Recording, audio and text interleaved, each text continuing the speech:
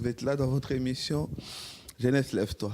L'émission qu'on essaie, l'émission de votre jeunesse, l'émission qui vous aide à comprendre certains sujets que peut-être à notre église, dans nos églises locaux, on n'a peut-être pas le temps de les aborder parce que, moi je dis, c'est pas parce que ton église n'aborde pas un sujet qui fait une mauvaise église. C'est juste qu'il faut savoir que dans une assemblée, il y a plusieurs choses. Il y a plusieurs réalités, il y a plusieurs types de personnes. Il y a peut-être certaines choses que le pasteur n'a pas le temps de l'aborder chaque dimanche. Voilà pourquoi il existe plusieurs types de programmes. Si dans ton église il y a ça, tant mieux. Et s'il n'y a pas, il n'y a pas de souci. On est là pour se compléter dans votre émission pour vous apporter certains sujets qu'il le faut. Là, on est venu parler de vous. On est venu parler de votre jeunesse, on est venu parler de votre vie, de votre relation.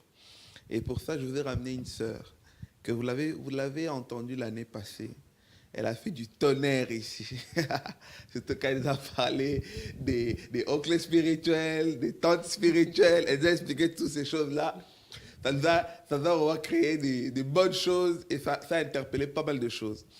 J'ai encore invité pour vous notre sœur Gladys. Bonsoir, sœur Gladys. Bonsoir, frère John. Comment ça va, papa? Ça va très bien. Ah, ça va très bien. maman, ça fait longtemps, ça fait longtemps.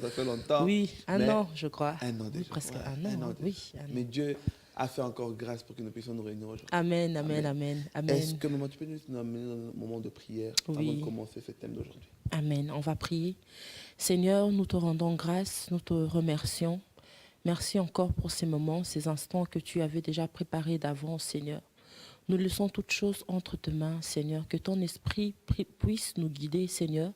Que ta grâce nous accompagne, Seigneur. Que notre parole soit assaisonnée de sel, Seigneur, afin que cette parole apporte du réconfort, afin que cette parole édifie, Seigneur, toute personne qui va nous suivre ce soir.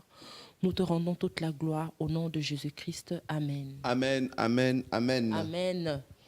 Voilà, on est là pour vous parler d'un thème. Ce thème, nous entendons souvent les gens le dire, nous entendons souvent les gens l'expliciter. Parfois, ils l'expliquent de leur propre intelligence. Et voilà pourquoi j'ai ramené une sœur qui a la connaissance, qui maîtrise la parole de Dieu, qui parle pas en vain, qui parle en apportant vraiment les preuves à l'appui selon les Écritures. Et c'est fait que nous sommes venus parler aujourd'hui de ce thème-là. Pourquoi les filles aiment souvent les mauvais garçons? Et comme la sœur aussi m'a dit, oh, vous parlez seulement des filles. Pourquoi aussi? On va aussi comprendre pourquoi en même temps, en parallèle, parfois il y a certains hommes qui aiment les mauvaises filles plutôt. Voilà pourquoi j'aimerais commencer avec ma question, ma sœur, aujourd'hui. Oui. Est-ce que lorsqu'on dit, on dit que souvent il y a des filles qui aiment les mauvais garçons, est-ce que vraiment c'est un mythe ou c'est une réalité? Concrètement. Merci pour la question. C'est des choses vraies. Mais c'est pas, on ne peut pas faire d'une généralité une règle. Okay. C'est des choses vraies. On voit ça en général où il y a des bonnes filles qui choisissent des mauvais garçons. Maintenant, nous devons savoir quelle est l'image que la société nous donne d'un homme. Parce que beaucoup de choix sont faits en fonction de ce que la société nous renvoie. Donc, la société caractérise maintenant. Il y a des catégories de personnes selon les normes de la société. Maintenant, nous devons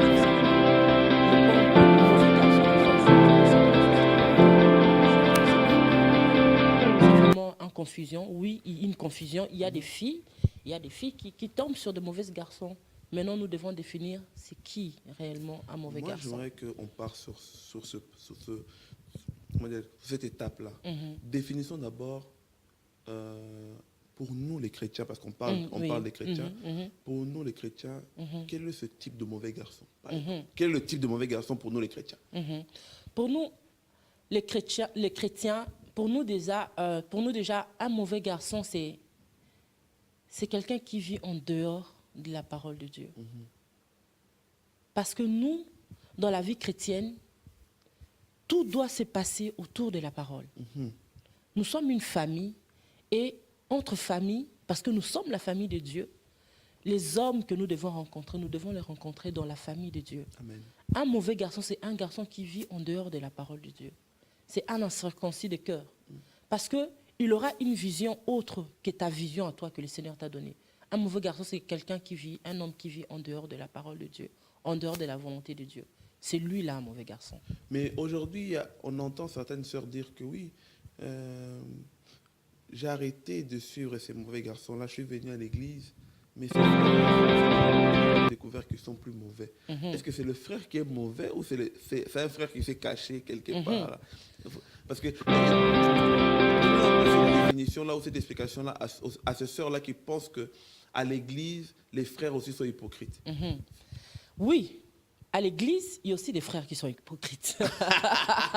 La sœur Ça, Gladys, elle c'est confirme quelque encore. chose de vrai. Oui. À l'église, il y a des frères qui sont hypocrites. L'église, c'est pas un endroit où on peut voir les cœurs des gens. Dans l'église, maintenant, c'est plus les apparences. Alors, ce n'est pas venir à l'église qui compte, mais c'est pourquoi tu viens à l'église qui compte. Amen. Alors, quelqu'un peut se cacher derrière la parole de Dieu. Quelqu'un peut utiliser la parole de Dieu pour cacher ses intentions. Il utilise juste la parole de Dieu pour approcher des sœurs. Ça existe dans l'église. Donc, on ne rencontre pas un homme, une bonne personne, un bon garçon, un homme de bien, ce n'est pas dans l'église qu'on le rencontre, mais c'est dans la parole Amen. qu'on le rencontre. Alors, l'église, ça peut être un endroit où tu peux rencontrer toutes sortes de personnes. C'est ça les problèmes. On ne cherche pas un bon garçon dans l'église, dans les 4 bâtiments. On cherche un bon garçon selon la parole du Seigneur. Amen, amen. C'est ça la définition de Alors, toutes ces choses. qu'est-ce qui se passe, on peut dire, si on peut peut-être analyser, qu'est-ce qui se passe dans la tête peut-être d'une sœur qui se respecte, qui vient d'une famille bien élevée, mais cette sœur-là se laisse plaire par un homme qui ne va même pas l'apporter le bonheur. Mais cette sœur cède quand même si elle sait que ce n'est pas un bonheur à vie, qui va durer toute la vie, mais cette sœur-là sera quand même tentée à rentrer dans cette relation-là. Qu'est-ce qui se passe dans ce cas-là, dans la tête de nos sœurs, un peu, pour peut-être expliquer leurs problèmes? Vous savez, une femme, c'est un être sentimental. Hein. Une femme, c'est les émotions, c'est les sentiments, c'est toutes ces choses-là. C'est un peu cette délicatesse-là que la femme a, au fait. Alors, c'est lié aussi en fonction du cœur. Il y a d'autres personnes, une sœur, je connais d'autres sœurs, ils ont grandi dans des familles chrétiennes un peu strictes. Alors, c'est un problème du cœur parce que le cœur de l'homme est rebelle. Qu'on soit homme, qu'on soit femme, le cœur de l'homme est rebelle. L'homme a toujours tendance à aller vers les mauvaises choses. L'homme n'a pas la capacité de choisir les bonnes choses. C'est Dieu qui nous donne la capacité de choisir des bonnes choses. L'homme, si tu le laisses, tu mets entre la vie et la mort, l'homme va choisir la mort. C'est comme ça. En fait, c'est un problème du cœur. C'est un problème qui ne touche pas seulement la femme, mais c'est toutes les femmes en général. C'est un problème du cœur. Alors, si on ne cherche pas une certaine stabilité au niveau du cœur, mais on aura toujours tendance à suivre de mauvaises choses. Ça, c'est vraiment...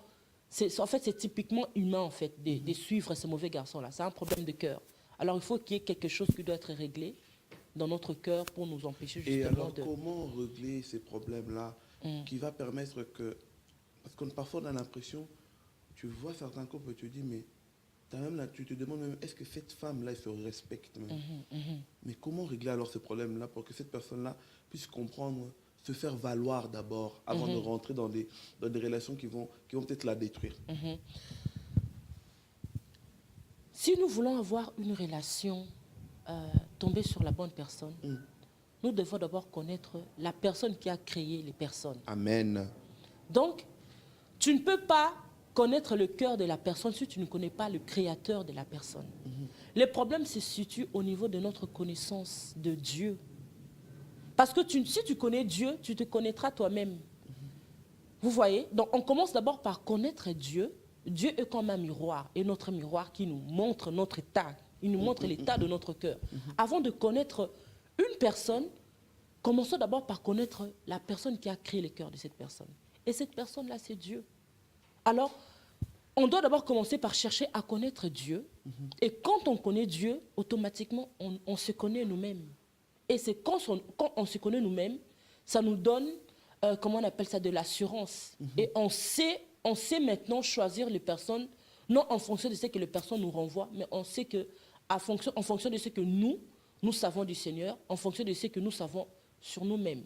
Alors, notre choix ne va plus se baser sur l'extérieur, mais notre choix viendra de ce que nous sommes de l'intérieur. Vous voyez? Donc, nous allons nous laisser pousser, conduire par ce que nous sommes de l'intérieur pour trouver la bonne chose, la bonne personne. Vous avez parlé de quelque chose au début, c'était vraiment très très important. C'était par rapport à l'influence que le monde nous apporte. On est dans un temps où l'influence est de partout. Le monde à travers les amis, le monde à travers les télés. Aujourd'hui, on a l'impression qu'on a du mal à se déraciner de cette influence-là. Comment faire?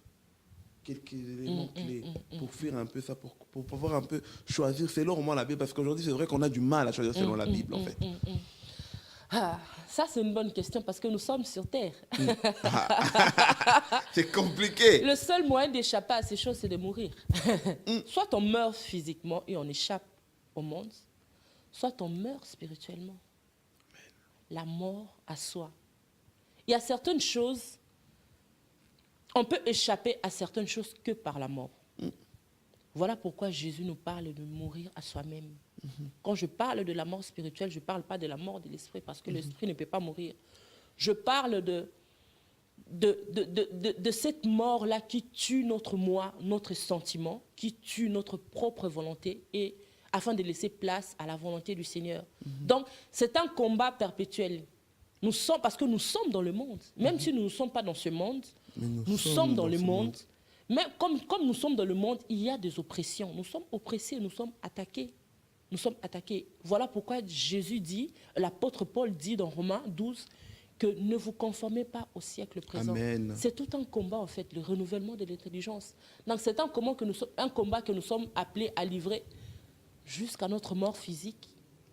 Mais comme nous ne sommes pas morts physiquement, mais nous sommes appelés à mourir, à faire mourir notre moi. C'est le seul moyen d'échapper à toutes ces choses. Parlons un peu du copinage. C'est quelque chose que le monde nous a apporté. Aujourd'hui, même un chrétien, il se dit, il faut aller dans le copinage. Maintenant, parlons un peu des dérives du copinage. Est-ce que le copinage en soi est-elle une bonne chose ou une mauvaise chose? Ou à partir de quand il devient une mauvaise chose? Voilà. Oh. On va dire les vérités. On est là pour aider. On dit toujours les vérités, mais on va encore dire la vérité. Le problème du copinage, il y a même des débats qui font rage là, si le copinage est biblique ou s'il n'est pas biblique. Voilà. Pour moi, le problème, ce n'est pas le copinage en tant que tel, mais les choses qui se passent dans ce copinage. Et quelle est votre vision du copinage? Vous voyez, nous les chrétiens, nous ne sommes pas dans le copinage. Nous ne sommes plus dans une vision de fiançailles qui nous amène au mariage. Le problème avec le copinage, c'est que beaucoup sont dans le copinage, mais ils vivent comme des mariés. Vous voyez, nous sommes dans la vie chrétienne, nous nous disons chrétiens, nous sommes dans le copinage où tu sais bien que ce que tu fais dans le copinage là est mauvais. Et le pire encore, tu es avec une sœur, mais tu n'as même pas l'intention de te marier avec elle. Surtout ça. Donc tu sors avec les femmes. Pour toi, le copinage, c'est comme un entraînement. C'est comme si tu t'entraînais à sortir avec des femmes. Tu sors avec une sœur, tu laisses une sœur. Ça, c'est pas... Ça c'est complètement une vision que le monde nous donne. Nous, les chrétiens, le copinage en tant que tel, pour nous, ça n'a pas de place. Nous, on voit le fiançailles, parce que la Bible, l'apôtre Paul n'a pas dit que je vous ai fait copinage avec le Seigneur. Il dit, je vous ai fiancé à un époux. Nous, les chrétiens, il n'y a pas de copinage. Tu verras dans la Bible de Genèse Apocalypse, Rebecca n'était pas la copine d'Isaac. Donc maintenant, on doit commencer d'être les fiançailles. Non. On doit commencer... moi, je veux dire les fiançailles dans quel sens? Quand tu te mets avec une personne, ben, tu lui dis clairement tes intentions.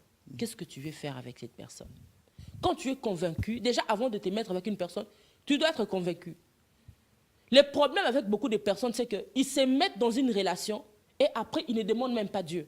C'est comme si quelqu'un, tu t'es pas lavé les mains, tu commences à manger et puis maintenant tu dis, ah non, je vais laver les mains. C'est trop tard.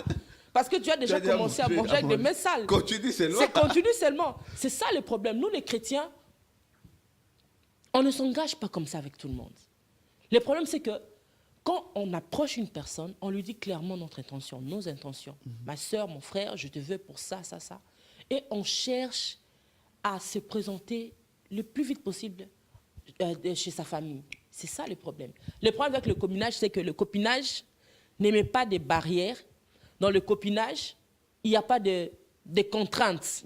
Donc, tu peux laisser la personne parce que tu n'es pas lié, parce que tu ne t'es pas présenté à sa famille.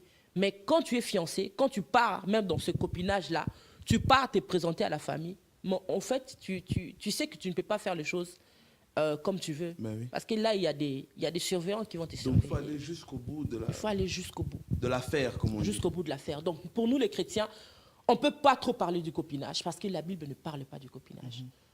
On dit, on se met avec une personne en vue d'eux, d'aller quelque part. Mais comment? C'est vrai que c'est un élément sensible. Parce que comment être sûr que c'est la bonne personne? Parce qu'aujourd'hui, c'est un problème, c'est un combat. On voit même des hommes de Dieu, ils sont en train de subir ça. Aujourd'hui, il se met avec une personne, mais tu vois, après, ça ne va pas. Mais on ne peut pas dire que cette personne-là n'est pas de Dieu, mais fait quelque chose de tellement sensible. Comment déceler en fait des signes pour savoir que là, tu es dans le bon. Et là, il faut arrêter. Ces signes-là, comment les déceler en fait? Comme je l'ai dit,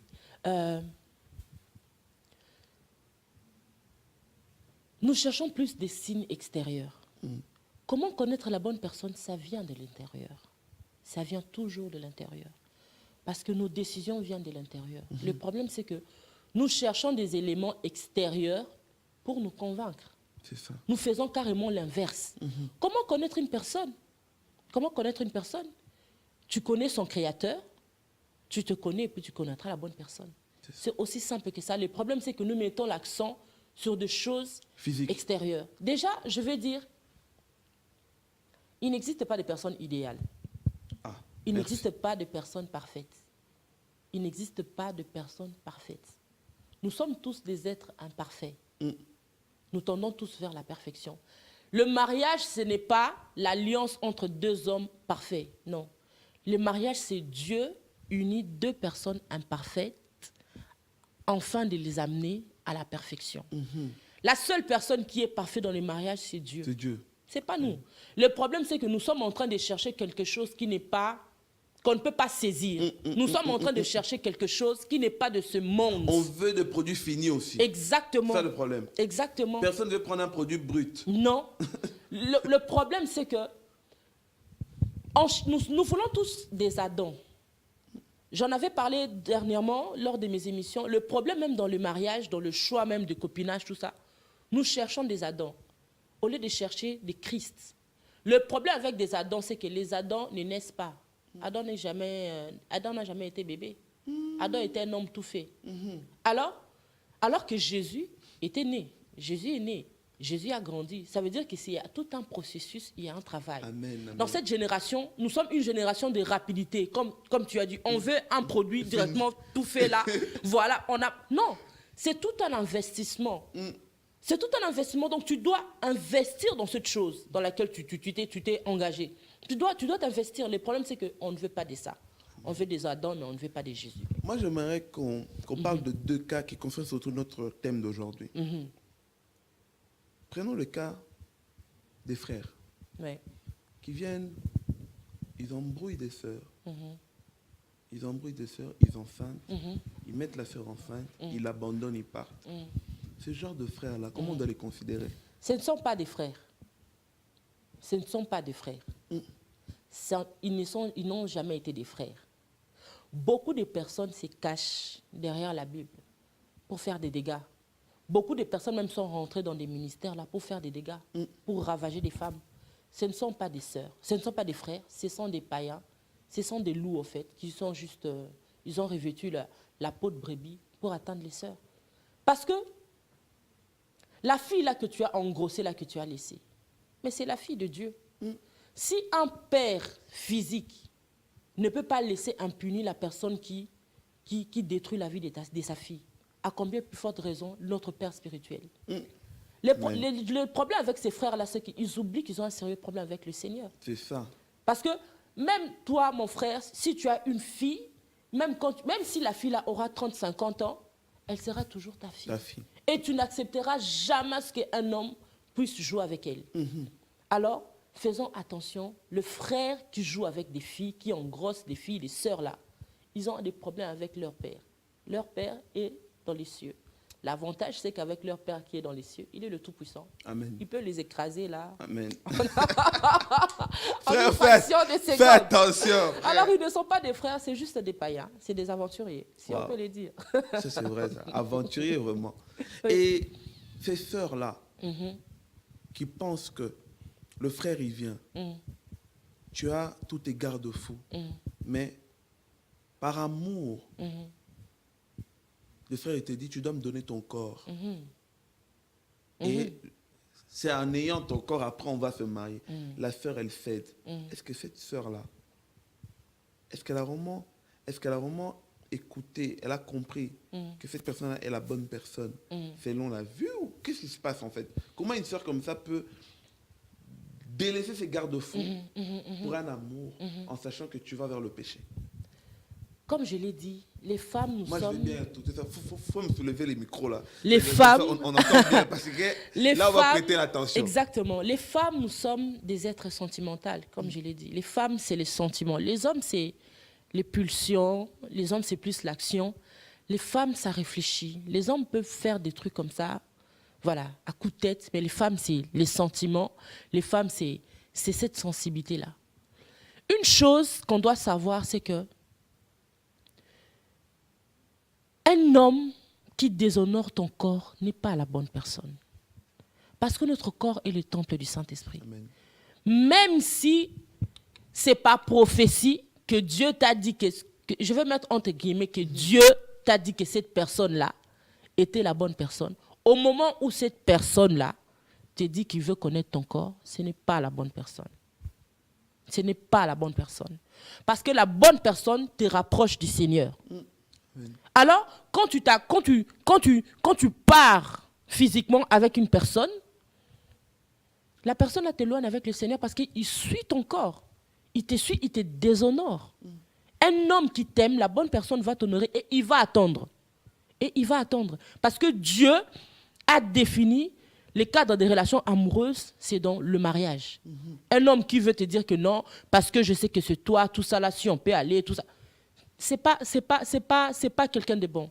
Il n'est pas fait pour toi, ma soeur. Même s'il te dit je t'aime du matin au soir, il faut arrêter ça. Parce qu'il y aura un moment dans la relation, il faut savoir dompter ses sentiments. Amen. Si tu n'arrives pas à dompter tes sentiments, tu vas donner ton corps à cette personne et tu vas blâmer Dieu.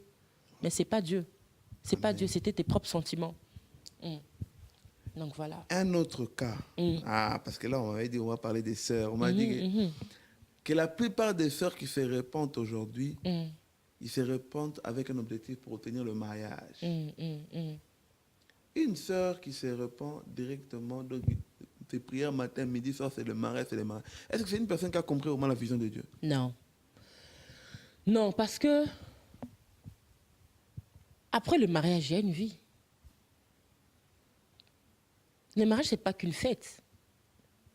Après la robe blanche, après les 500 invités, les buffets, tout ça là. Les 20 000 euros empruntés les 20 000 euros empruntés à la banque, oui. Tout ça là, vous passez même à la télé, TF1, tout ça là, les émissions de mariage. Mais il y a une vie. Alors, tu ne peux pas prier que pour le mariage. Parce que tu dois chercher Dieu en fonction de ce qu'il est, non en fonction de ce qu'il peut te donner. Le mariage, c'est une alliance là qui va se terminer ici sur terre. La seule alliance qui va continuer jusqu'au ciel, c'est le mariage entre Jésus et son Église. Amen. Alors, tu ne peux pas prier que le mariage. La sœur qui prie que pour le mariage, il n'a rien compris encore. Il n'a pas compris parce qu'il n'est pas né pour les mariages. Il est né encore pour une vision plus grande que le mariage. Et il existe une vision plus grande que le mariage. Quelle est cette vision-là? pour aider déjà ces sœurs-là, parce qu'aujourd'hui, ça fait mal de voir des sœurs vélées, rentrer dans des rentrées à l'église, tellement que tu pries mariage, mariage, mariage. Le diable aussi n'est pas loin, il t'envoie un frère. Un frère qui, ce frère-là, c'est vraiment un lourd ravisseur, il vient te détruit encore. Et ces sœurs-là, leur foi tombe. Et aujourd'hui, ça fait mal que le corps de Christ, parfois, les échecs qui sont en train d'arriver, la plupart du temps, c'est souvent via le chemin du cœur que le diable entre. Quel est le conseil que tu pourras donner à ces sœurs-là pour pouvoir remettre les garde-fous, pour comprendre que, comme tu as dit, après le mariage, il y a une autre vie. Quel est ce garde-fou-là qu'ils pourront mettre à partir d'aujourd'hui aussi? Le problème avec ces sœurs, c'est que, comme on a dit, nous sommes dans la société, nous sommes dans le monde. Le problème peut jouer aussi en fonction des familles. Tu peux être une sœur, tu pries les Seigneurs, mais il y a une pression familiale.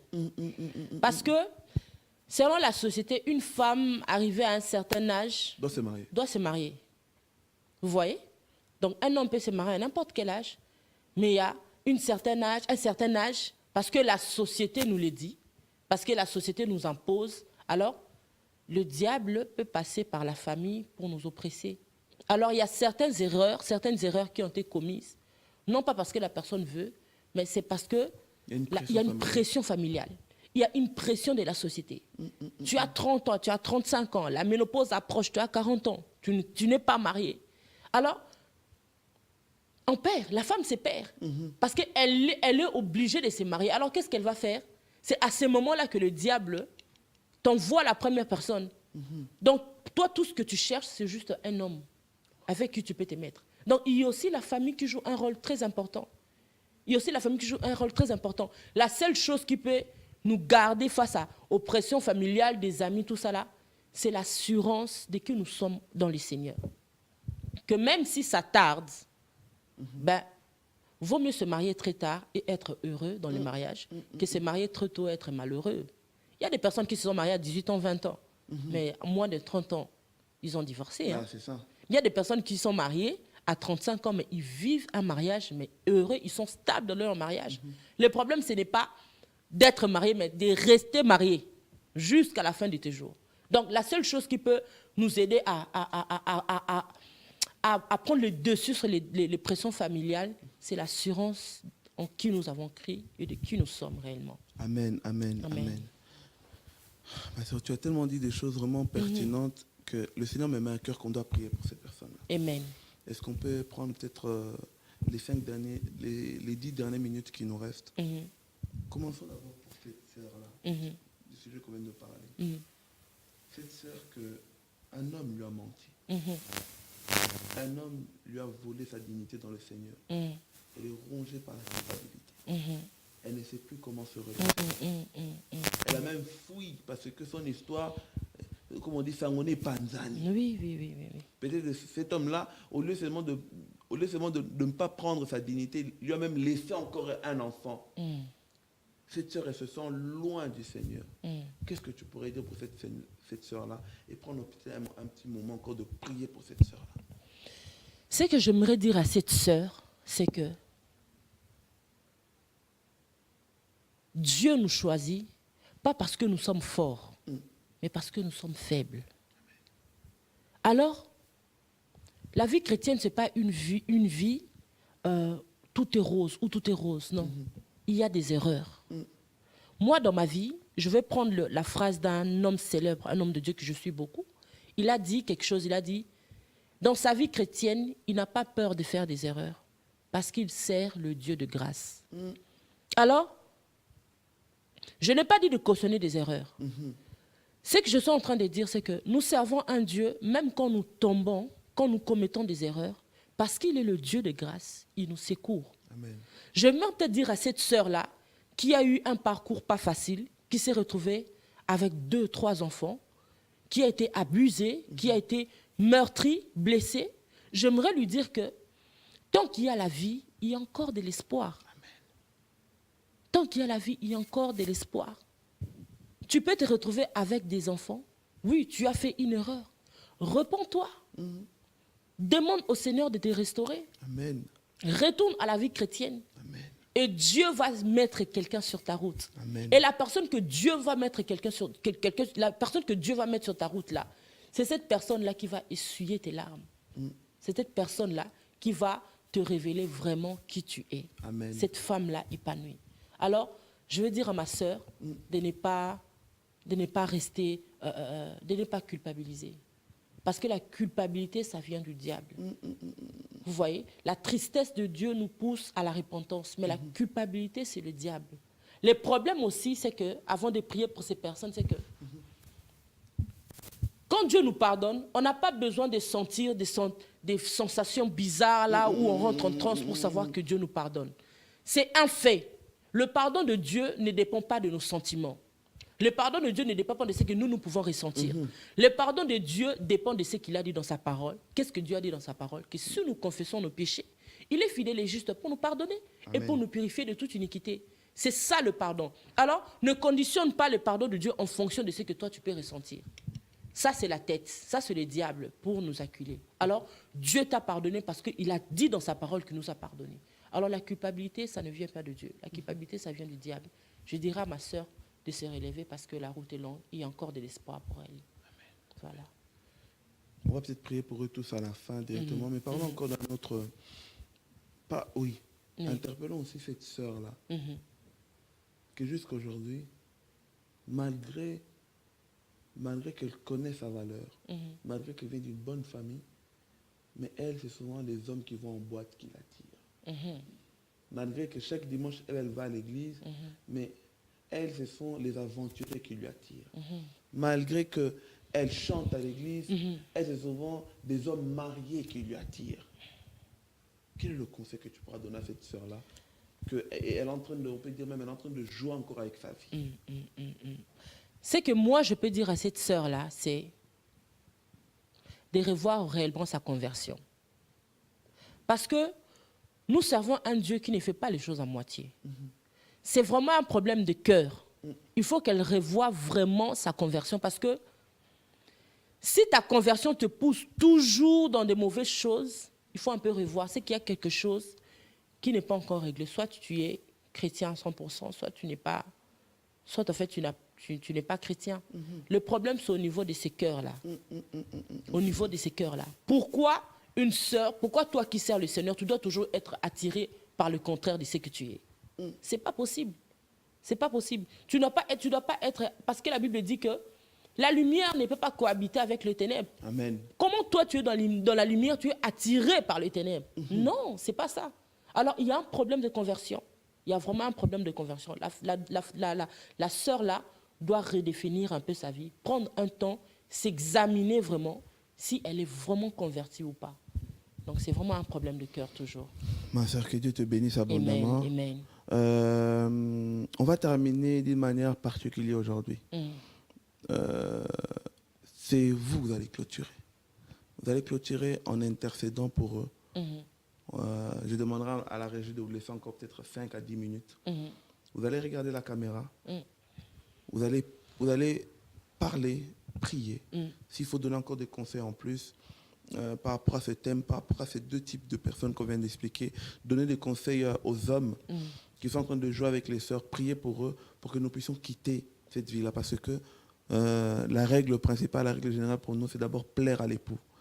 Ça veut dire qu'on est en train de préparer une rencontre définitive et finale. Amen. Ça veut dire qu'on doit avoir déjà les attitudes de cette bonne femme-là qui est prête, qui a tous les caractères, que l'époux viendra l'enlever, partir avec. Amen. Alors, moi je me clôture là. Je te le laisse, tu vas parler, tu vas prier, tu vas intercéder pour eux. Et à la fin, après avoir terminé, tu dis au revoir et merci. Amen. Amen. Donc, je te laisse maintenant la place. Amen. Alors, j'aimerais dire à toi qui me suis, toi ma sœur, je veux plus parler aux sœurs, parce que l'émission parle plus des sœurs, même si on touche un peu les frères.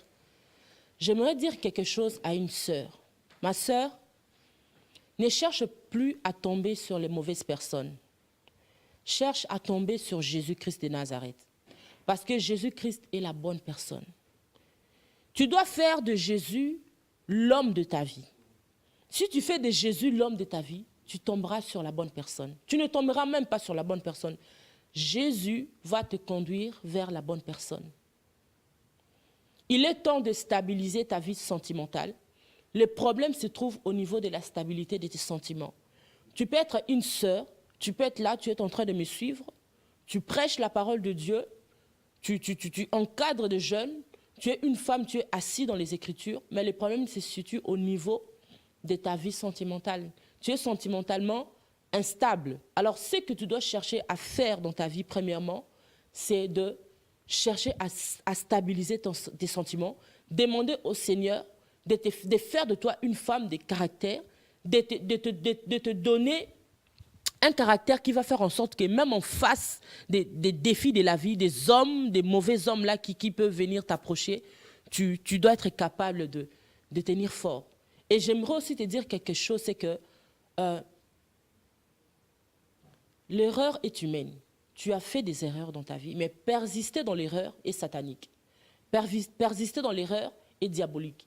Tu as fait des erreurs dans ta vie, tu bénis le Seigneur pour ces erreurs et tu te relèves. Il est temps vraiment que tu te relèves parce que, à force de vouloir te condamner, à force de vouloir d'être très dur envers toi, tu risques vraiment de passer à côté de la bénédiction du Seigneur. Ma sœur, toi qui m'écoutes maintenant, il est temps de dire stop à tous ces mauvais hommes-là. Tu ne peux pas sortir avec des bad boys. Non. Toi, tu dois sortir avec des divine boys. Les hommes qui sont divins, les hommes qui viennent du ciel. Toi, les hommes-là qui viennent pour détruire ta vie, ils ne sont pas faits pour toi. Alors, tu dois chercher à tomber sur Jésus-Christ de Nazareth. Cherche à tomber sur Jésus-Christ de Nazareth. Si tu tombes amoureuse de Jésus-Christ de Nazareth, crois-moi, tous ces hommes-là, pour toi, en fait, tu vas baser ton choix en fonction de Jésus-Christ de Nazareth. Ton choix, tu vas le baser en fonction de Jésus-Christ de Nazareth, ma sœur. Je prie vraiment pour toi que tu sois stable sentimentalement. Que tu sois une femme qui est stable sentimentalement. Parce que dans ce temps dans lequel nous sommes, Dieu ne veut pas seulement élever des sœurs, Dieu ne veut pas seulement élever des femmes qui prêchent, mais des femmes aussi qui sont stables sentimentalement. Des femmes qui peuvent dire que non, ça, je ne fais pas ça dans ma vie. Parce que mes sentiments, je suis stable. Parce que la joie du Seigneur est ma force. Alors tu es instable sentimentalement parce que tu as perdu cette joie-là. La joie du salut, tu l'as plus. Cette joie du Seigneur qui fait en sorte qu'on soit stable sentimentalement, tu l'as perdu. Alors, recherche le Seigneur. Il est temps de retourner vers ton Créateur, de retourner vers ton Père, de lui demander de faire vraiment un travail dans ta vie et de t'examiner et de continuer ta route. Et je suis sûr, moi qui te parle maintenant, qu'en Christ, ton avenir est meilleur. En Christ, ton avenir est meilleur. Je vais prier pour toi, toi qui me suis maintenant. Je vais prier que le Seigneur t'aide à marcher avec lui et que tu sois une femme de distinction. Je vais prier pour toi. Seigneur, je prie. Père, je prie dans le nom de Jésus. J'ai pris pour ma sœur qui est en train de me suivre maintenant. Seigneur, je prie pour cette sœur qui culpabilise dans son cœur. J'ai pris pour cette sœur qui passe des mois et des mois à pleurer sur les mêmes fautes qu'elle a commises dans le passé. Seigneur, tu as dit à la femme adultère que moi non plus, je ne te condamne plus. Va et ne pêche plus. Seigneur, je dis à cette sœur-là maintenant qui est en train de me suivre, le Seigneur ne te condamne plus. Le Seigneur ne te condamne plus. Ne fais plus attention aux personnes qui te condamnent parce que Jésus est là pour te relever. Je prie pour toi maintenant, ma sœur, où tu es maintenant. Je prie que la puissance du Seigneur pénètre ton cœur. Que le Seigneur te relève. Que le Seigneur te relève de tes cendres. Oui, le Seigneur peut encore te relever de tes cendres. Il est temps de te relever. Il est temps de commander à ton cœur. Il est temps de dire à ton âme que Jésus-Christ m'a pardonné. Il est temps de dire à ton âme que le pardon de Dieu ne dépend pas en fonction de ce que je peux ressentir. Le pardon de Dieu ne dépend pas en fonction de mes sentiments, en fonction de ce que je peux voir. Le pardon de Dieu dépend en fonction de ce que Dieu dit dans sa parole. Et Dieu dit dans sa parole que si nous confessons nos péchés, il est juste et fidèle pour nous pardonner. Alors, ma sœur, où tu es maintenant, j'aimerais te dire une chose, que le Seigneur t'a pardonné. Là où tu es maintenant, lève-toi et marche. Va et ne pêche plus. Va et ne pêche plus, parce que ton avenir est meilleur. Ton avenir est meilleur. Tu n'es plus cette femme-là qui était dans le passé. Aujourd'hui, ton avenir est meilleur. Les gens qui t'ont condamné dans le passé en fonction de ce que tu étais, sache une chose, qu'en Christ, ton avenir est meilleur. Et maintenant, j'ai prie pour toi. Je prie que le Seigneur fasse un travail d'accélération dans ta vie. Et ce travail que le Seigneur va faire dans ta vie, dans les mois à venir, dans les jours à venir, ces personnes qui t'ont condamné là, ils ne vont plus te reconnaître. Parce que la joie du Seigneur va rayonner sur ton visage. La Bible dit que quand on tourne vers lui les regards, on est rayonnant de joie.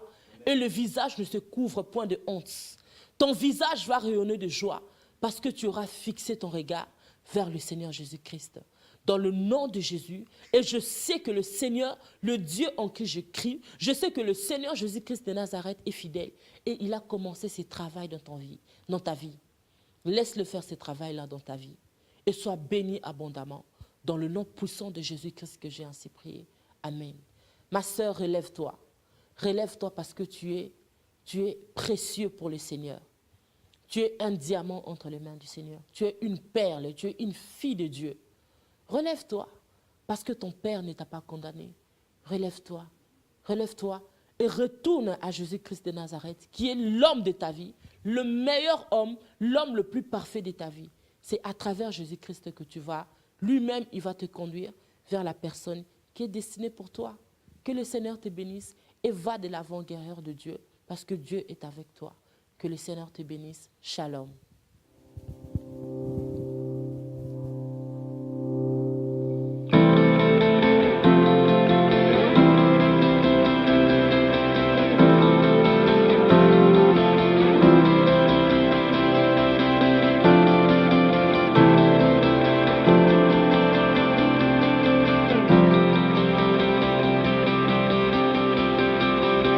My life is a life for your cause.